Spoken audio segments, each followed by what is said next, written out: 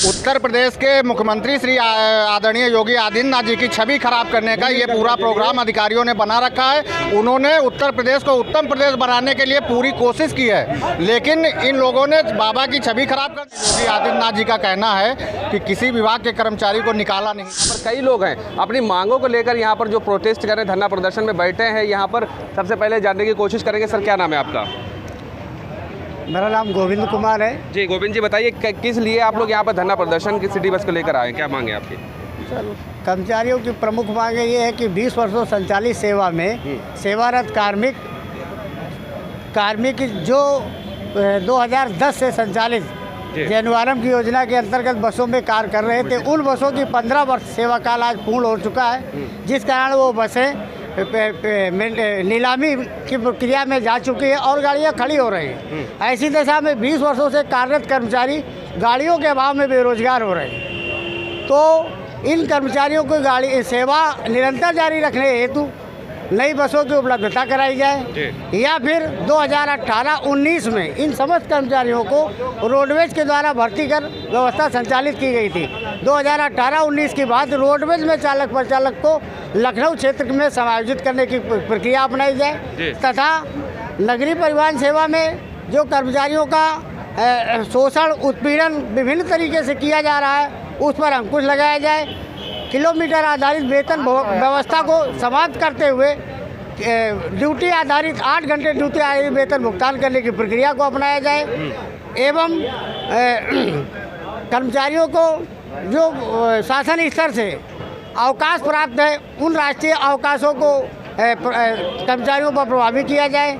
दिन कर्मचारियों की सेवाएं 10 वर्ष के ऊपर हो चुकी है, उनको नियमित दायरे में लाया जाए। 10 वर्ष सेवा दे चुके कर्मचारियों को और उस न्यूनतम अर्बन एरिया का जो सिटी के भुगतान है, उस एरिया के दायरे में लाते हुए लाने के नियम बनाया जाए, तथा 2021 में प्रमुख सचिव नगर विकास स्तर से एक आदेश जारी हुआ था। समस्त नगरीय परिवहन सेवाओं का फंडिंग जब नगर विकास विभाग के द्वारा होता है, संचालन नगर विकास विभाग के द्वारा किया जाता है, तो इसमें विभिन्न प्रकार के नियम अलग अलग, लखनऊ में अलग, बनारस में अलग, मेरठ में अलग, इलाहाबाद में अलग अलग न जारी करते हुए एक एमडी की व्यवस्था कर एक स्तर से इसका संचालन कराया जाना सुनिश्चित किया जाए। एवं यहाँ संविदा के कर्मचारी जो रोडवेज ने 2005 से लेकर 2010 तक कर्मचारियों को भर्ती कर संचालन व्यवस्था कराई थी, उन कर्मचारियों को रोडवेज में तो वापस किया जाए, तथा 2010 के बाद से 2025 तक 15 वर्ष नगर विकास विभाग में के अधीन सेवा किया, तो नगर विकास विभाग का कर्मचारी मानते हुए इन पर 2008 वेतन समिति के आदेश को प्रभावी किया जाए, तथा यहाँ पर जो कर्मचारी आउटसोर्स का है, कंप्यूटर ऑपरेटर, लिपिक वर्ग, मैकेनिक, हेल्पर, इनके रोजगार को निरंतर बनाए रखने हेतु एक ऐसा आदेश किया जाए कि तो नगर बस में या फिर नहीं हो सकता है तो रोडवेज में उन सभी के पदों को आगे निरंतर व्यवस्था प्रभावी रखी जाए, तथा अनावश्यक रूप से कर्मचारियों को उत्पीड़न शोषण जो सेवा से पृथक किए गए, उन कर्मचारियों को वापस लिया जाए। ये आपके एमडी जो आर के त्रिपाठी है, कुछ कहा? आपसे बात हुई? त्रिपाठी सर ने कहा ये गाड़ियों से क्रय संबंधी व्यवस्था ये नगर बस के प्रबंधन स्तर से संभव नहीं है।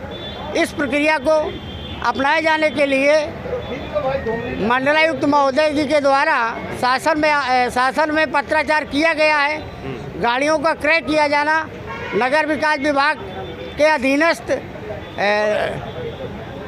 नगरीय परिवहन निदेशालय के द्वारा गाड़ियों का क्रय किया जाएगा, जो शासन स्तर की प्रक्रिया यहाँ से नहीं हो सकता है। तो हम लोगों ने ये जानना चाहा कि सर, मैं जानना चाहता हूँ कि हम लोग आपके अधीनस्थ यहाँ सेवारत है, हमारे प्रबंधन स्तर से क्या कार्रवाई मंडलायुक्त स्तर पर या मंडलायुक्त स्तर से निदेशालय एवं शासन स्तर तक क्या कार्रवाई हम लोगों के रोजगार को निरंतर बनाए रखने तो क्या की गई? कोई पत्राचार, कोई साक्ष्य, कोई प्रूफ है?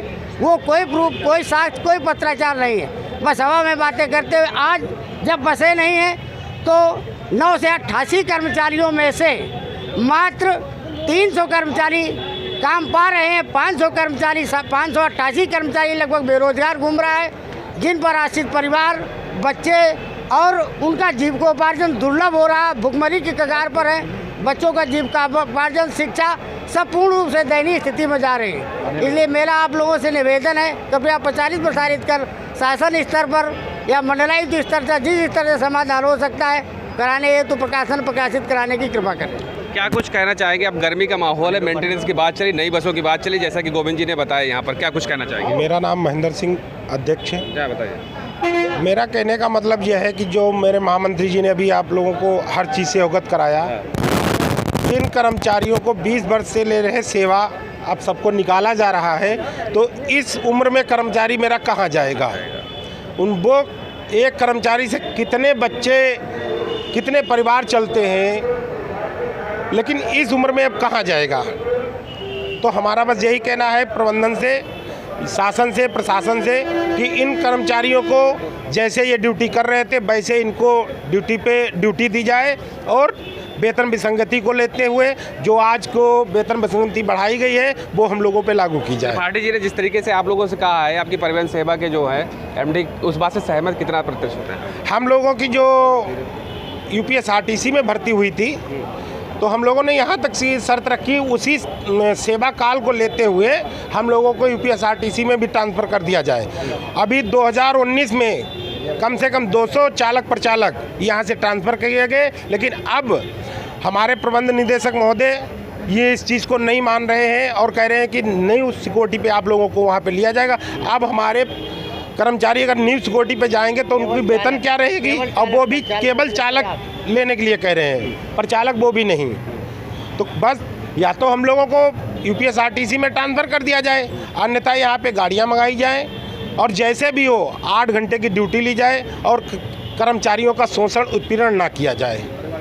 ठीक है, इसके साथ ही और भी लोग यहाँ पर जो धरने प्रदर्शन पर बैठे हैं, इनसे जानने की कोशिश करेंगे। सबसे पहले हम लोग बहुत ही अपने प्रबंधन से नाराज़ हैं, ना गाड़ी की व्यवस्था कर रहे हैं, कुछ नहीं कर रहे हैं। अगर 2000 इस समय 15 साल गाड़ियों को पूरा होना था तो पहले से व्यवस्था करते, एकाएक खड़ी कर दिए। कम से कम 1000 कर्मचारी बेरोजगारी कगार पे है, बच्चे घर के कैसे चल पाए, कैसे रोजी रोटी चल पाएगी।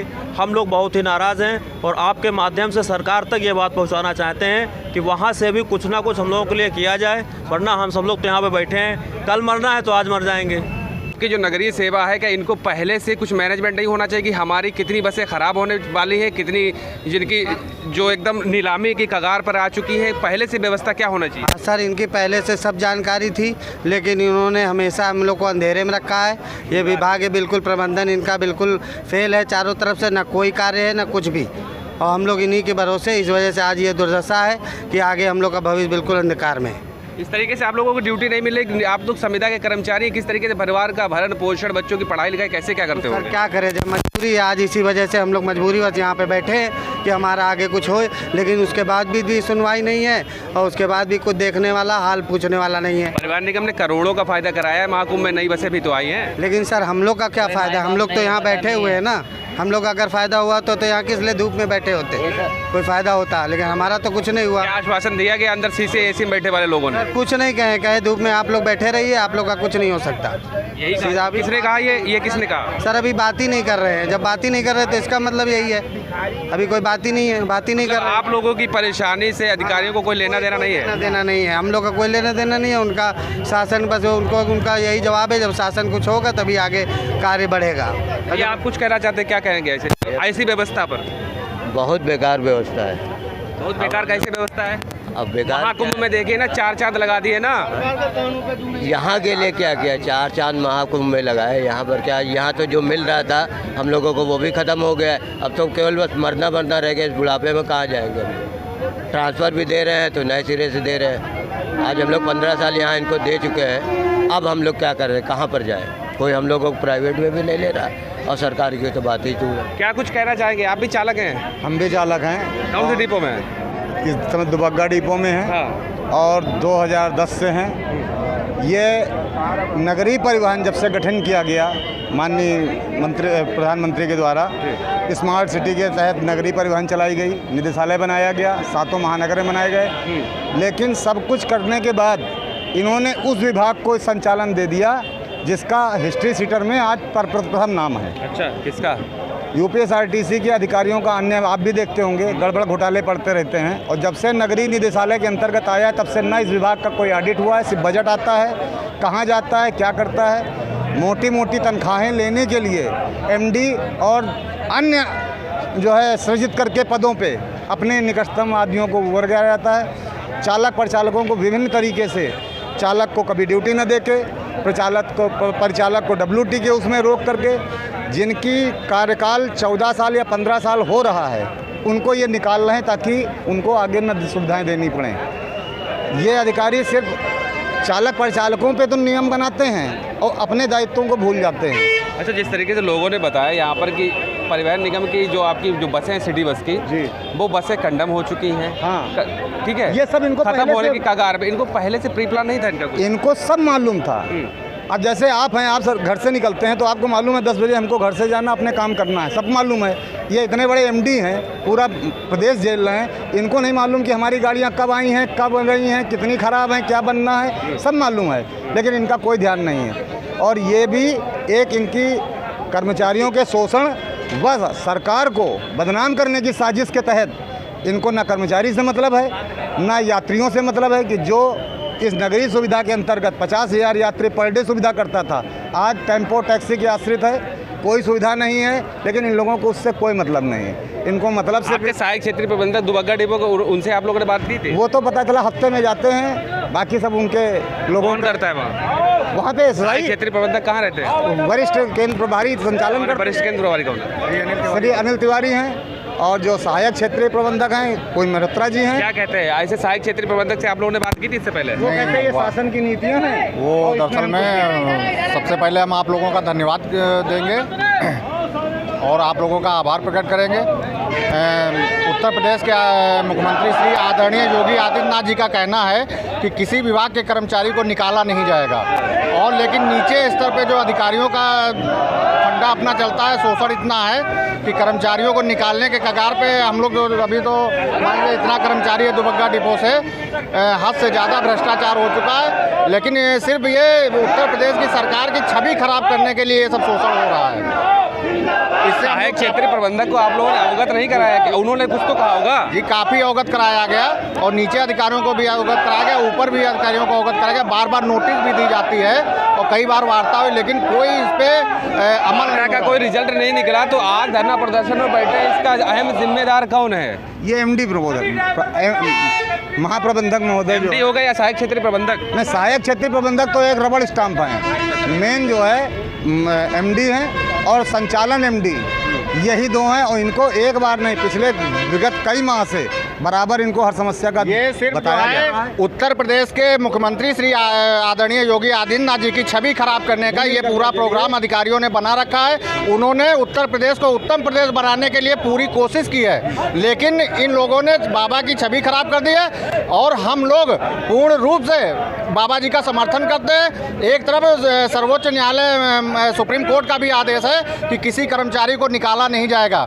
लेकिन नीचे स्तर पर जो भी अधिकारी हैं ये खुलेआम भ्रष्टाचार कर रहे हैं और खुलेआम प्रताड़ित किया जा रहा है। अभी बीच में एक एमडी साहब आए थे, उन्होंने अपना रूल जारी किया कि चालकों का साल में 3 चालान होगा तो उसको 17,000 से वंचित कर दिया जाएगा।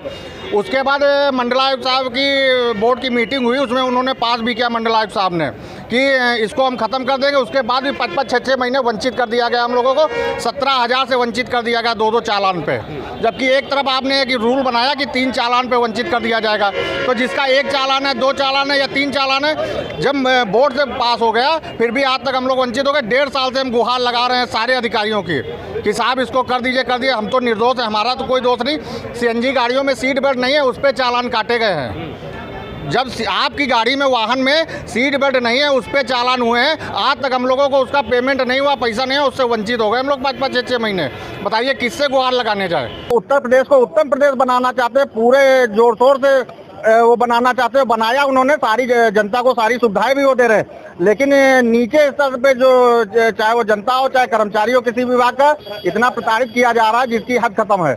ऐसे शासन प्रशासन का नाम बदनाम करने वाले, अपने दायित्व को ना समझने वाले, चालक परिचालक को प्रताड़ित करने वाले अधिकारियों का क्या साथ होना चाहिए, क्या कार्रवाई की मांग करते हैं? इनके ऊपर तो तुरंत कार्रवाई होनी चाहिए, इनके ऊपर तुरंत कार्रवाई होनी चाहिए। जब से नगर निगम से संचालित है तब से ये कागज की रिपोर्ट बना के किया है, आज तक विभाग ने ऑडिट नहीं किया है। कितना पैसा आया, किस मद में दिया गया, कहाँ खर्चा किया गया, इसका कोई वो नहीं है।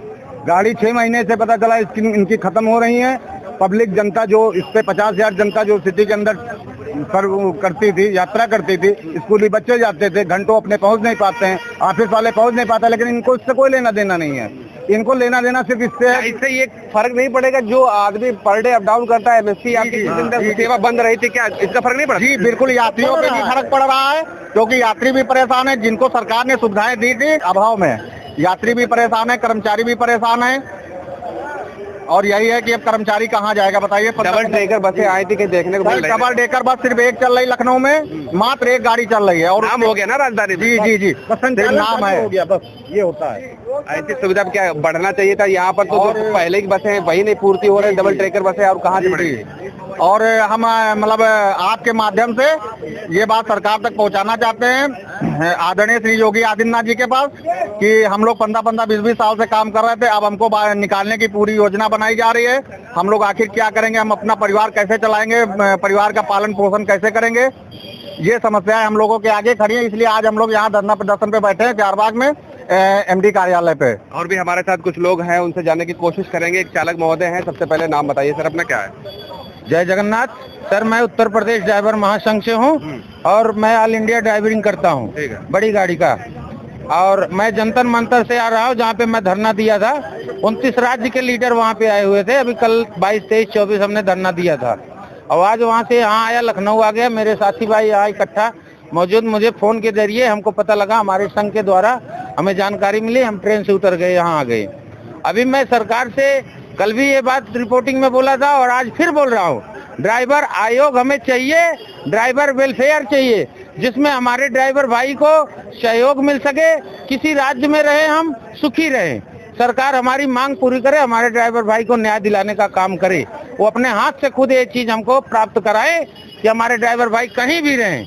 कुछ भी होता है, जिम्मेदार हमारी सरकार होगी। लाइसेंस देती है, ठीक है, उसकी जिम्मेदारी उनकी है, लेकिन उसके साथ साथ लाइसेंस के साथ साथ बीमा करने का प्रयास करे कि लाइसेंस पे ही बीमा दे दे कि हमारे ड्राइवर समाज का कोई ड्राइवर खत्म हुआ मालिक से ना मांगे, वो हमारे लाइसेंस पे बीमा रहे, हमारे परिवार को पहुंच जाए हमारे मरने के बाद। इसी चीज को लेके हम वेलफेयर, ड्राइवर वेलफेयर को हम मांग किए हैं और पूरा करने का काम करे उत्तर प्रदेश सरकार। बाबा जी से हम कहेंगे हमारे ड्राइवर समाज को न्याय दिलाने का कार्य करे। जैसे उन्होंने सबको न्याय दे रहे हैं, वैसे हमारे ड्राइवर साथियों को भी न्याय देने का काम करे। प्रभाकर सिंह किस डिपो में है? दुबग्गा डिपो। क्या समस्याएं चल रही हैं? सबसे बड़ी समस्या है रोजगार की हमारे यहाँ। हमारा लोगों का रोजगार खत्म हो गया है, लगभग खत्म ही समझो हमारे अधिकारियों द्वारा। अभी तक बसें नहीं उपलब्ध करा पाए हैं, जिससे हम लोगों का परिवार चलना दूभर हो गया। यहाँ तक हम लोग जीवन के अंतिम पड़ाव पे ही समझ लीजिए पड़े हैं। हमारा भविष्य सब कुछ। कितने वर्षों से आप कार्य कर रहे हैं? 20 वर्ष हो गए हमको यहाँ कार्य करते हुए। अब हम लोगों को नोटिस मिल रही है इस बात की कि आप लोगों का कार्य नहीं है, क्योंकि बसें ला नहीं रहे हैं ये लोग, जबकि हमारी उत्तर प्रदेश सरकार ने ऐसा कोई नियम नहीं लागू किया है कि आपको बेरोजगार किया जाए। लेकिन हमारे जो उच्च अधिकारी हैं इनके द्वारा ऐसा बताया गया है क्या नहीं, सच हो गया है। अब हमारे डिपो में आप चल के देखिए, मात्र 30 गाड़ियां हैं, जिसमें हमारा 400 स्टाफ समथिंग है। 30 गाड़ियों पे एडजस्ट नहीं हो पा रहा है। वहाँ के सहायक क्षेत्रीय प्रबंधक, स्टेशन इंचार्ज क्या कर रहे हैं? ये अपना पलड़ा झाड़ रहे हैं। उनसे बोलते हैं, उनका कहना है कि हम लोग इसमें कुछ नहीं दखलंदाजी कर सकते, आपको जहाँ जाना है वहाँ जाइए। अब बताइए, 20 सालों से हम लोग यहाँ पे नौकरी कर रहे हैं, पूरी जिंदगी का पूरा अहम हिस्सा इसमें दे दिया है, अब जाएंगे तो कहाँ जाएंगे? तो सरकार से हमारा यही निवेदन है कि हमारे आने वाले समय में हमारे बच्चों के भविष्य को देखते हुए और हमारा जो बुढ़ापा है उसको देखते हुए कुछ न कुछ ऐसा प्रयास किया जाए जिससे हमारा रोजगार चलता रहे और आगे का भविष्य। तो और भी भैया, क्या नाम है आपका? संजीव कुमार पांडे। उस डिपो में है आप? दुबग्गा डिपो चालक हूँ। मैं तो इतना कहना चाहूँगा कि हमारी गाड़ी सर्वप्रथम 31 दिसंबर को खड़ी हो गई, 31 दिसंबर 2023 को।